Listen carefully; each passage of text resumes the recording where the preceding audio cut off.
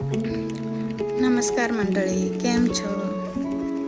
चला तर कधी कधी खूप भाजीपोळी खायचा कंटाळा येतो किंवा भाजीला खूप काही आहे पण आपल्याला काय करावं म्हणून हे सुचत नाही. अशा वेळेस पटकन बनणारे असे सोपे आणि साधे आपले महाराष्ट्राचे थालीपीठ लावते मी आज. सगळ्यांची करायची पद्धत वेगवेगळी म्हणून व्हिडिओ शेवटपर्यंत बघा. तर चला वळूया आपण रेसिपीकडे.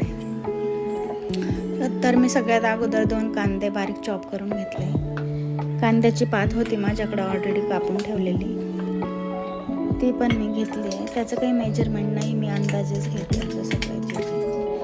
आणि मेथीची भाजी घेतली आहे थोडी, 2-3 पाण्यानं वॉश करून ती पण बारीक कट करून घेतली आहे. त्याच्यानंतर मी लसण, हिरवी मिरची, कोथिंबीर, अद्रक पण होती पण त्याचा व्हिडिओ करायचा विसरलेच मी. तर हे सगळं मिक्सरला पेस्ट करून घेतलं.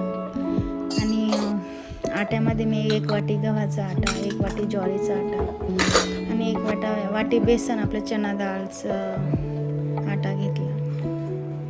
त्याच्यानंतर मी कापून ठेवलेला कांद्याची पात आणि मेथीची भाजी मिक्स केली आणि लसण अद्रकची पेस्ट मिक्सरला जी बारीक करून घेतली ती घातली. अजवाईन, जिरं घातलं, मीठ घातलं चवीनुसार आणि 1 मूठ भरून तीळ घातले.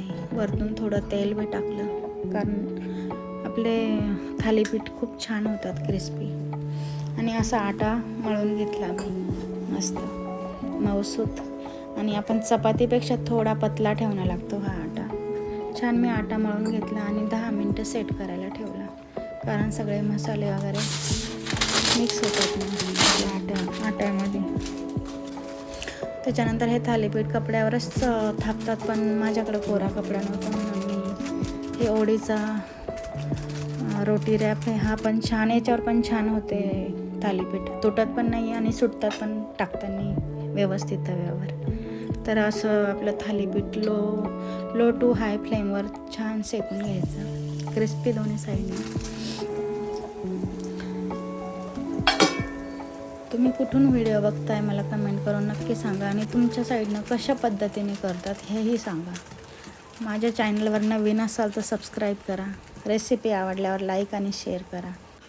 तर असे मी थालीपीठ दोन्ही साईडने क्रिस्पी शेकून घेतले. बघा किती छान कलर आला आहे, तर मस्त कलर आला आहे. बनवून घेतले सगळे थालीपीठ. त्याच्यानंतर लिंबाचं लोणचं आणि दही खूप छान टेस्टी लागतात.